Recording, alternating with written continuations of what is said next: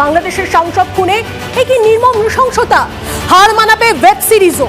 খুনের পর চামড়া তুলে দেহ টুকরো টুকরো, হাড় মাংস আলাদা করে মাখানো হয় হলুদ। ভেবে দেখুন একবার। এবং দুর্গন্ধ এড়াতে ব্লিচিং পাউডার, ফ্রিজে দেহাংশ ঢুকিয়ে ফ্ল্যাটেই জমিয়ে মাংস রান্না করে নাইট পার্টি করে খুনিরা। এবার ধৃত কসাই জিহাদ হাওলাদার। সাংসদ খুনে বাংলাদেশে গ্রেপ্তার রহস্যময়ী। মূল চক্রী আখতারুজ্জামানের বান্ধবী শিলাসি রহমান। হানি ট্র্যাপ হিসেবে সেই মহিলাকে ব্যবহার করা হয়, তবে মূল চক্রী আখতারুজ্জামান ও তার আরেক শাগরেদ সিয়াম পালাতক।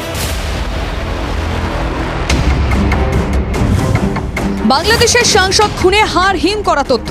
তদন্ত যতই এগোচ্ছে সামনে আসছে একের পর এক চাঞ্চল্যকর তথ্য। সাংসদ আনোয়ার উল আজিমকে খুনের জন্য মাস্টার মাইন্ড আখতারুজ্জামান মুম্বাই থেকে কসাই জিহাদ হাওলাদার ও সিয়াম নামে এক আততায়ীকে ভাড়া করেছিল। গ্রেফতার হয়েছে কসাই জিহাদ হাওলাদার। পুলিশের দাবি, জেরায় জিহাদ সাংসদকে খুনের কথা কবুল করেছে। জিহাদ ও আরো 4 বাংলাদেশি সাংসদের শ্বাসরোধ করে, এমনটাই দাবি পুলিশের। হাড় হিম হত্যার পরতে পরতে নির্মম নৃশংসতা। সাংসদকে খুনের পর চামড়া তুলে ফেলে দেহ কুচি কুচি করে কাটা হয়। দেহাংশ ফ্ল্যাটের ফ্রিজেই রাখা হয়েছিল। দেহাংশের হাড় মাংস আলাদা করে মেশানো হয় হলুদ। আলাদা আলাদা প্লাস্টিকের ব্যাগে দেহাংশ ভরা হয়। পচন ও দুর্গন্ধ এড়াতে ব্যবহার করা হয় ব্লিচিং পাউডার। খুনের পর নিউটাউনের ফ্ল্যাটে ভুরি ভোজ করে আততায়ীরা। সামনে এসেছে সিসিটিভির ফুটেজ, যেখানে দেখা যাচ্ছে নিহত সাংসদ সৈয়দ আমানুল্লাহ ও ফয়সাল আলীকে। আমানুল্লাহ ও ফয়সাল ইতিমধ্যেই গ্রেফতার হয়েছে বাংলাদেশ পুলিশের হাতে। তার হাতে ট্রলি রয়েছে, জিন্স এবং গোলাপি জামা পরা।